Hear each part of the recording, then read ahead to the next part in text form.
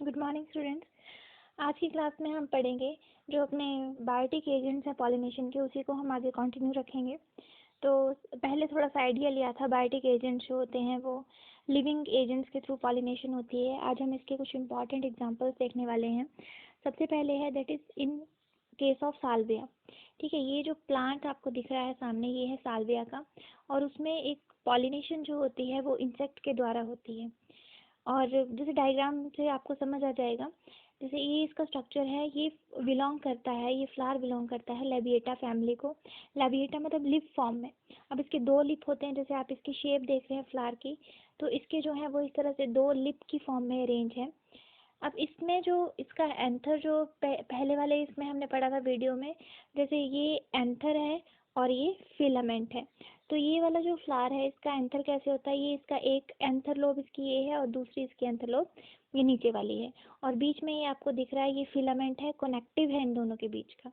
और इसमें एक और इंटरेस्टिंग बात, जो ऊपर वाला इसका एंथर लोब है वो फर्टाइल है, और जो नीचे वाला एंथर लोब है वो स्टेराइल है। फर्टाइल मतलब विच हेल्प इन पॉलिनेशन, उसमें पॉलिन ग्रेन्स होंगे, और नीचे वाला वो फर्टिलाइजेशन में हेल्प नहीं करेगा। अब सेकेंड वाली फिगर में देखिए होगा क्या, जैसे ही इंसेक्ट आएगा अभी इसके ऊपर बैठेगा, जो नीचे वाला स्ट्राइल एंथर है वो इसके ऊपर बैठेगा, वो नेक्टर के लिए यहाँ पे आएगा, और इसके ऊपर स्ट्राइल एंथर के ऊपर बैठेगा। और जैसे ही स्ट्राइल एंथर के ऊपर बैठेगा तो फर्टाइल लोब जो है वो इसकी बैक के ऊपर आ जाएगी, फर्टाइल लोब जो है वो उसकी बैक के ऊपर स्टक कर जाएगी। अब यहाँ पे जो पॉलन ग्रेन है इसकी बैक पे लग जाएंगे। अब जैसे ही वो अनदर फ्लावर को, किसी और फ्लावर को वो विजिट करेगा, तो वहाँ पे जैसे इस फ्लावर को वो विजिट करेगा तो इसके जो स्टिग्मा पार्ट है फिर वो इसके कांटेक्ट में आ जाएगा, जो मैच्योर स्टिग्मा है वो इसके कांटेक्ट में आ जाएगा। यानी कि पॉलिनेशन किसकी हेल्प से हो रही है, वो इंसेक्ट की वजह से हो रही है। अब इसमें देखो एक ही फ्लावर में एंथर भी है और स्टिग्मा भी है, that is male part and female part, वो एक ही फ्लावर में है। लेकिन इनकी पॉलिनेशन कब होगी, जब इंसेक्ट आएगा। इंसेक्ट आएगा, अब ये किसी काम का नहीं है, स्ट्राइल वाला इसके ऊपर इंसेक्ट बैठेगा, तो जो फर्टाइल वाला है वो उसकी बैक के ऊपर आ जाएगा, बैक के ऊपर पॉलन ग्रेन डस्ट हो जाएंगे। जैसे ही वो किसी अनदर फ्लावर में विजिट करेगा तो फिर ये वाला जो पार्ट है, ये ऊपर स्टिग्मा, वो भी इसकी बैक के ऊपर स्टक कर जाएगा और पॉलन ग्रेन वहाँ से उठा लेगा जब मैच्योर हो जाएगा तब। तो फ्लावर टू फ्लावर विजिट करता रहेगा तो पॉलन ग्रेन जो है इसके पॉलिनेट होते रहेंगे। That is in case of Salvia, जहाँ पे पॉलिनेशन जो है वो इंसेक्ट की हेल्प से होती है। अब नेक्स्ट हम देखते हैं इसमें, नेक्स्ट देखिए, नेक्स्ट एग्जांपल है इन केस ऑफ फिग ट्री। ये भी बहुत इंपॉर्टेंट एग्जांपल है। फिग ट्री जो अंजीर जिसको हम बोलते हैं, ठीक है, अंजीर का पेड़। अब इसमें देखिए, ये आपने प्लस वन में पढ़ा है, इसमें इस तरह से इन्फ्लोरेसेंस होती है, इन्फ्लोरेसेंस पढ़ा है, उसमें स्पेशल टाइप की इन्फ्लोरेसेंस है, दैट इज हाइपेंथोडियम इन्फ्लोरेसेंस। अब हाइपेंथोडियम इन्फ्लोरेसेंस क्या बोलती है कि मेल फ्लावर जो है वो इसके टॉप के ऊपर प्रेजेंट होते हैं, फीमेल फ्लावर इसके नीचे प्रेजेंट है। अब ऊपर ये पोर है, और एक और तीसरी तरह के फ्लावर है जिनको हम बोलते हैं गाल फ्लावर्स। अब ये गाल फ्लावर्स जो क्या होते हैं, स्ट्राइल होते हैं। ठीक है, फर्टिलाइजेशन दो ही इससे होगी, फ्लावर से, मेल फ्लावर से और फीमेल फ्लावर से। और गाल फ्लावर्स जो कि फीमेल फ्लावर्स के बीच में प्रेजेंट है, उसके बेस में, उसके बीच में प्रेजेंट है, वो स्ट्राइल है। अब यहाँ पे होगा क्या, यहाँ पे बास्प जो है, ठीक है, वास्प जो है, WASP, वास्प यहाँ से एंटर करेगा, पॉलन ग्रेन यहाँ से लेके आएगा, मेल फ्लावर से, किसी और फ्लावर के भी ला सकता है, ठीक है, वहाँ से लेके आएगा और यहाँ पे अपने एग ले करेगा। ठीक है, फीमेल वास्प आएगी और यहाँ पे इन बिटवीन द गाल फ्लावर्स, इन बिटवीन द गाल फ्लावर्स जो कि इस पेड़ के किसी काम के नहीं है, वो जो वास्प है वहाँ पे अपने एग ले करेगा। अब एग ले जब यहाँ पे करेगा तो जैसे ही उसके एग ले होंगे, एग जो टूटेंगे वहाँ से छोटे छोटे वास्प निकलेंगे, तो उनको एक तो इमीडिएट फूड मिल जाएगा। और इसकी फिग में किस तरह से हेल्प होगी कि उसके मेल फ्लावर जो है, पॉलन ग्रेन जो है उसके, वो कांटेक्ट में आ जाएंगे स्टिग्मा पार्ट के, स्टिग्मा पार्ट यानी फीमेल फ्लावर के कांटेक्ट में आ जाएंगे, उसकी पॉलिनेशन भी हो जाएगी, सेल्फ पॉलिनेशन, क्रॉस पॉलिनेशन भी हो जाएगी। जैसे देखो यहाँ से जब एंटर करेगा ना बास, तो अपने साथ पॉलन ग्रेन लेके आएगा, किसी और फ्रूट के भी ला सकता है या इसको भी कांटेक्ट में ला सकता है। और उसको कैसे फ़ायदा मिलेगा, जब वो गाल फ्लावर्स के बीच में अपने एग ले करेगा, एग फिर हैच होंगे तो वो छोटे छोटे बास्क जो निकलेंगे वहाँ से उनको इसका इमीडिएट फूड यहाँ से इस फिग से मिल जाएगा। और एक और इम्पॉर्टेंट बात कि दोनों जो हैं वो एक दूसरे के बिना सरवाइव नहीं कर सकते, यानी कि अगर उसकी पॉलिनेशन जो है, एक तो बास्प नहीं होगा तो फिग की पॉलिनेशन नहीं होगी, और दूसरा फिग नहीं होगा तो इस बास्प के जो बच्चे हैं उनको इमीडिएट फूड नहीं मिलेगा, उनको एक सेफ प्लेस नहीं मिलेगा रहने के लिए। तो दोनों की जो गुजारा है एक दूसरे के बिना वो इम्पॉसिबल सा है। तो ये सेकंड एग्जांपल था पॉलिनेशन का। First one is Salvia, nature में बहुत बहुत इंपॉर्टेंट है इसलिए हमें पढ़ने पड़ रहे हैं, ठीक है। और फिर दूसरा हो गया फिग का।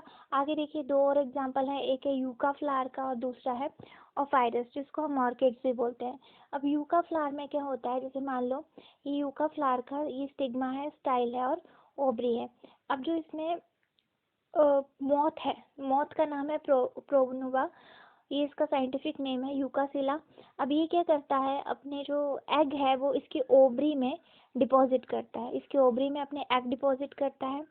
और जब ये एंटर करता है फ्लावर में तो कुछ रोटेशनल मूवमेंट्स करता है, जिसकी वजह से पॉलन ग्रेन जो हैं किसी और फ्लावर के, ठीक है, मतलब किसी और यूका फ्लावर के, वो यहाँ पे ओवरी के साथ कांटेक्ट में आ जाते हैं और अपने एग ले करेगा, इसके एग को अगेन सेफ प्लेस मिल जाएगा। जैसे ही लार्वा निकलेगा वहाँ से छोटे छोटे वो मॉथ निकलेंगे तो उनको जो है इमीडिएट फूड वहाँ पे मिल जाएगा, तो उसके लिए सेफ प्लेस है। और इस तरह से यूका फ्लावर की पॉलिनेशन भी हो जाती है। अब देखिए नेक्स्ट और इंटरेस्टिंग एग्जांपल है, that is in case of Ophrys, orchids के केस में। अब ऑर्किड्स के जो फ्लावर होते हैं वो रिसेंबल करते हैं फीमेल बास्प को, ठीक है, फीमेल बास्प को ये रिसेंबल करते हैं। किसमें, उसकी शेप भी फीमेल बास्प की तरह होती है, कलर भी, और जो ऑर्डर जो फ्रेगनेंस खुशबू जो रिलीज करती है अपनी बॉडी से वो भी बिल्कुल फीमेल बास्प की तरह होती है, to attract the male wasp. अब मेल वास्प वहाँ पे आता है, उसको फीमेल वास्प समझ के वहाँ पे उसके साथ कॉपुलेशन करता है, जिसको हम बोलते हैं सूडो कॉपुलेशन। अब इस तरह से वो कॉपुलेशन करता है, उसके साथ किसी और फ्लावर में जाएगा तो उसके साथ कॉपुलेशन करेगा, क्योंकि वो लगती है फीमेल फ्लावर की, उसका फ्लावर जो है वो फीमेल वास्प की तरह लगता है, पर एक्चुअल में होती नहीं है वो फीमेल वास्प, वो फ्लावर ही है। लेकिन उसका शेप, कलर और ऑर्डर जो अपनी बॉडी से रिलीज करती है वो बिल्कुल एग्जैक्टली फीमेल वास्प की तरह ही होती है। तो इस तरह से जो इसमें वास्प है वो हेल्प करता है ऑर्किड्स की पॉलिनेशन करने में, ठीक है, ऑर्किड्स की पॉलिनेशन में। इसी प्रोसेस को हम बोलते हैं सूडो कॉपुलेशन, कि वो एक्चुअल में कॉपुलेशन नहीं है, वो क्या है, सूडो कॉपुलेशन, ठीक है। जैसे सूडो मतलब फॉल्स, जैसे आपने उसमें के अमीबा के केस में पढ़ा है सूडोपोडिया फॉल्स फीट, तो इसमें सूडो कॉपुलेशन होगी फॉल्स कॉपुलेशन, ठीक है। नेक्स्ट है एंथ्रोपिली। एंथ्रोफिली क्या होती है, दैट जो ह्यूमन बींग्स हम लोग पॉलिनेशन करवाते हैं, जो भी हम एक्सपेरिमेंट करते हैं उसके थ्रू भी पॉलिनेशन, क्रॉस पॉलिनेशन पॉसिबल है, उसी को हम बोलते हैं एंथ्रोफिली। जैसे हम जो हैं, जैसे कोई पॉलन ग्रेन है किसी अदर फ्लावर का उठा के लेके आएंगे और उसके स्टिग्मा के ऊपर उसको डस्ट करेंगे, जैसे इसको हम इमैस्कुलेशन बैगिंग जिसको बोलते हैं, वो इसमें, ठीक है, वो इसमें इस तरह से होता है। जैसे मान लो ये स्टिग्मा है, स्टाइल और ओब्री है, अब यहाँ पे अदर मेल फ्लावर प्रेजेंट है, आप उनको निकाल देंगे, ठीक है, अगर नहीं है तो ज़रूरत नहीं है, अगर हैं प्रेजेंट उसी फ्लावर के अंदर तो आप उनको निकाल देंगे।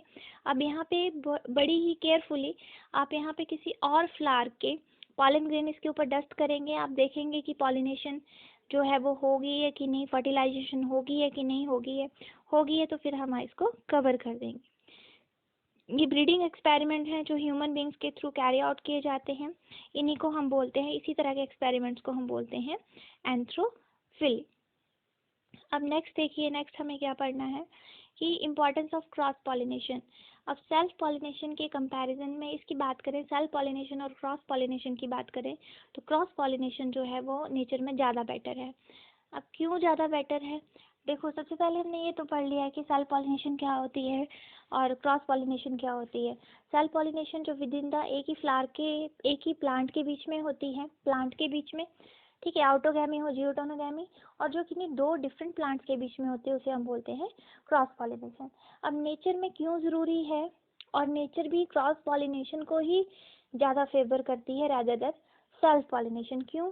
क्योंकि इससे वेरिएबिलिटी ऑफ रेसेस आ जाते हैं, ऑफस्प्रिंग जो है इसके आगे जो वो अडेप्ट हो जाते हैं टू चेंज इन इन्वायरमेंट में। ठीक है, इन्वायरमेंट में चेंज होने के लिए। अब इसका मीनिंग क्या है, देखो, जब आप एक ही प्लांट की बार बार पॉलिनेशन करवाएंगे, यानी सेल्फ पॉलिनेशन, तो एक जैसे आपको करैक्टर देखने को मिलेंगे। जब आप किसी दो डिफरेंट प्लांट्स के करैक्टर्स को मिला देते हैं, उनके गुणों को मिला देते हैं, तो ऑब्वियसली आपको वेरिएशन जो है, डिफरेंसेस है, वो भी देखने को मिलेंगे। तो यही हेल्प करता है, यही इसका मीनिंग है, variability of race, variation. Varieties कैसे आती हैं प्लांट्स की? अब एक प्लांट की बहुत ज़्यादा वेराइटी है, मैंगो की बहुत ज़्यादा वेराइटी है, वो किसकी वजह से आती है? क्रॉस पॉलिनेशन की वजह से ही आती है। और उनके आगे जो प्लांट्स हैं वो जो अडेप्टिंग, जो चेंजिंग इन्वायरमेंट है उनमें अडेप्ट कर सकते हैं अपने आप को इजीली। उनमें ऐसी क्वालिटीज़ होती हैं, जैसे सूखा पड़ जाएगा तो प्लांट कैसे चलेगा, ठीक है, ज़्यादा गर्मी आ जाएगी, ठंड आ जाएगी, तो अगर उनमें क्रॉस पॉलिनेशन करवाई होगी, दो डिफरेंट कैरेक्टर्स हमने मिलाए होंगे, तभी चांसेस हैं कि वो ऐसा हो सकता है। अगर एक ही प्लांट चलता रहेगा, एक ही प्लांट चलता रहेगा, तो ये चांसेस बहुत कम हो जाएंगे। दूसरा, production of better offspring due to hybrid vigour. Hybrid vigour होता है जब आप एक किन्हीं दो पेरेंट्स के, मेल और फीमेल के, अच्छे अच्छे कैरेक्टर्स जो हैं वो उसके ऑफस्प्रिंग में डाल देते हैं, उसी को हम बोलते हैं हाइब्रिड बिगर। मतलब किन्हीं दो डिफरेंट इससे बना है हाइब्रिड, और उसकी सारी अच्छी क्वालिटीज़ ले ली हैं, तो हाइब्रिड बिगर। अब it does not allow harmful and lethal recessive gene to become homozygous, कि जो हार्मफुल या लीथल जो हैं रिसेसिव एलील जो है, फॉर्म है एक ही इसकी प्लांट की, वो होमोजाइगस कंडीशन में ना आ जाए। मतलब एक जैसे करैक्टर जो है, जैसे एक प्लांट में कुछ अच्छे गुण नहीं है, तो सेल्फ पॉलिनेशन ही अगर उसमें होती रहेगी तो वही आगे कंटिन्यू रहेंगे। और ऐसा भी हो सकता है क्रॉस पॉलिनेशन से कि अच्छे गुण ना आए, दो डिफरेंट खराब गुण जो हैं किसी डिफरेंट प्लांट्स के मिल जाएं, और ये भी पॉसिबल है कि जो अच्छे गुण हैं दोनों के वो मिल जाएं और हाइब्रिड बिगर बना दें। हमें तो इससे हाइब्रिड बिगर से ही मतलब है। सो इसी को हम क्रॉस पॉलिनेशन हमने पढ़ लिया है। और ये क्यों ज़रूरी है? वेरिएशन के लिए। अगर ये सेल्फ पॉलिनेशन होती रहेगी तो वेरिएशन नहीं आएगी, इवोल्यूशन नहीं आएगी। अगर क्रॉस पॉलिनेशन होगी तब जो वेरिएशन आ सकती है और इवोल्यूशन भी आ सकती है। तो इसीलिए नेचर जो है वो भी फेवर करती है क्रॉस पॉलिनेशन को rather than the self pollination. अब आगे देखिए, आगे क्या लिखा है। अगला टॉपिक है that is outbreeding devices for promoting cross pollination. अब ऐसे कौन कौन से आउटब्रीडिंग डिवाइसेस हैं, मैकेनिज्म हैं जो कि क्रॉस पॉलिनेशन को फेवर करते हैं। अब आपने इतना कुछ पढ़ लिया है, थोड़ा सा आइडिया आप भी दे सकते हैं। जैसे यूनिसेक्सुअलिटी, मोनोशियस और डायोशियस। अब मोनोशियस होगा प्लांट, ये हमने पढ़ा है। अगर मोनोशियस होगा तो उसमें मेल और फीमेल फ्लावर जो हैं वो एक ही फ्लावर के अंदर प्रेजेंट होंगे। डायोशियस होगा तो उसमें देखो, जैसे पपाया का एग्जांपल हमने पढ़ा है, एक प्लांट जो है पपाया का, उसमें पूरे मेल फ्लावर्स होते हैं, और दूसरा प्लांट है पपाया का, उसमें पूरे ही फीमेल फ्लावर्स होते हैं। तो इस कंडीशन में कि जहाँ पे मेल फ्लावर्स ही हैं एक प्लांट पे, तो वहाँ पे चांसेस ही नहीं है सेल्फ पॉलिनेशन के। और दूसरे पे फीमेल फ्लावर्स के हैं, फीमेल फ्लावर है, तो वहाँ पे भी चांसेस नहीं है सेल्फ पॉलिनेशन के। तो दोनों ही प्लांट, पूरे के पूरा पेड़, ठीक है, प्लांट जो है वो अलग अलग है। जो सिर्फ एक तरह के फ्लावर को बियर करता है, या मेल फ्लावर या फीमेल फ्लावर, तो उसमें चांसेस होते हैं क्रॉस पॉलिनेशन के। तो ये डायोशियस में ऐसा होता है, ठीक है। अब आगे देखिए, डायकोगैमी। डाइकोगैमी क्या बोलती है? एंथर जो और स्टिग्मा है वो डिफरेंट टाइप के ऊपर मैच्योर होते हैं। अब मानो एक फ्लावर में मेल पार्ट भी है एंथर, और दूसरा फीमेल पार्ट भी है स्टिग्मा। अब ऐसा भी हो सकता है कोई डिफरेंट टाइप पे मैच्योर हो। अब जैसे वो स्टिग्मा रेडी है फर्टिलाइज होने के लिए, लेकिन एंथर रेडी नहीं है, या एंथर रेडी है और स्टिग्मा रेडी नहीं है, तो इसी तरह तब भी जो है सेल्फ पॉलिनेशन नहीं होगी। तो जब स्टिग्मा रेडी हो जाएगा तो उसको किसी और एंथर का या और पॉलन ग्रेन का वेट करना पड़ेगा। या एंथर रेडी है, उसका स्टिग्मा, उसी फ्लावर का स्टिग्मा रेडी नहीं है, तो उसको कहीं और जाके अपनी पॉलिनेशन जो है वो करनी पड़ेगी जिसका स्टिग्मा रेडी हो। तो ये भी क्रॉस पॉलिनेशन को फेवर करता है। जैसे प्रोटेंड्री हम बोलते हैं जब एंथर पहले मेच्योर हो जाता है, पॉलन ग्रेन मेच्योर है, स्टिग्मा रेडी नहीं है। और प्रोटोगाइनी, गायनी मतलब ये फीमेल से रिलेटेड है, तो इसमें स्टिग्मा पार्ट, फीमेल पार्ट जो है वो पहले रेडी है, लेकिन उसका पॉलन ग्रेन जो है वो रेडी नहीं है। आगे सेल्फ स्टेरिलिटी देखो, उसमें लिखा है pollen grain of one flower are incapable of going over the stigma of the same flower due to sterile genes. अगर किसी पॉलन ग्रेन के पास स्ट्राइल जीन्स हैं, फर्टाइल नहीं है, स्ट्राइल, ठीक है, स्ट्राइल जीन्स हैं, तो वो अपनी जो फ्लावर है, अपना जो स्टिग्मा पार्ट है, उसको वो फर्टिलाइज नहीं कर सकता क्योंकि वो स्ट्राइल है। किसकी वजह से? जीन्स ऐसी प्रेजेंट है। जीन्स हम पढ़ रहे हैं नेक्स्ट यूनिट में, अभी नहीं। जीन्स मान लो उसके डीएनए में कुछ ऐसी प्रॉब्लम है कि उसकी जो उसके जो अपने अपने स्टिग्मा पार्ट को वो फर्टिलाइज नहीं कर सकता। फिर उस स्टिग्मा पार्ट को किसी और प्लांट के पॉलन ग्रेन जो कि फर्टाइल हैं उनको रिसीव करने के लिए वेट करना पड़ेगा, ठीक है, ये उनको रिसीव करना पड़ेगा फर्टिलाइजेशन के लिए। आगे देखो, अगला प्री पोटेंसी क्या लिखा हुआ है। प्री पोटेंसी लिखा है pollen grain of one flower grow more rapidly of the stigma of another flower. अब ऐसा भी होता है नेचर में, जैसे नेचर में देखो, नेचर क्रॉस पॉलिनेशन को ज़्यादा फेवर करता है क्योंकि वेरिएशन ज़्यादा आ जाती हैं, इसलिए फेवर करता है, ठीक है।